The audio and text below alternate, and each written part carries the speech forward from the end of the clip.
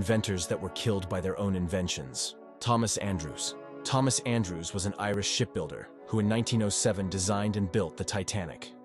Thomas Andrews was the main designer and naval architect of 3 ships: the Titanic, Olympic, and Britannic. The Titanic was a luxury British steamship which featured an immense first-class dining saloon, 4 elevators, and a swimming pool. At the time of its creation, the new ship was the largest moving human-made object in the world and the first ever ship to feature running water in all cabins.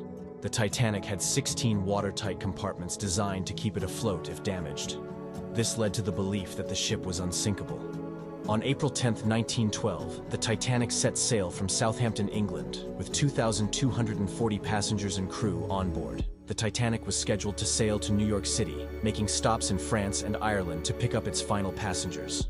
The estimated duration of the journey was 5 to 7 days. However, tragedy struck on April 15th when the Titanic hit an iceberg, damaging nearly 300 feet of the hull, eventually causing it to sink to the bottom of the ocean within 2 hours and 40 minutes.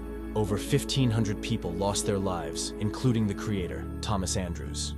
Andrews supposedly started to gather and convince passengers to leave the ship on lifeboats, telling them that the ship would sink within an hour. He was seen throwing deck chairs and other objects to people in the water in an attempt to save them. It was said that his main concern was the safety of everyone but himself. He was last seen staring into space in the first-class smoking room with his lifebelt disregarded.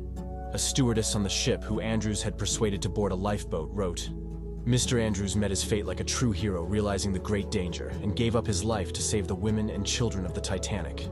The tragedy went on to become one of the most famous in modern history, inspiring numerous stories and films.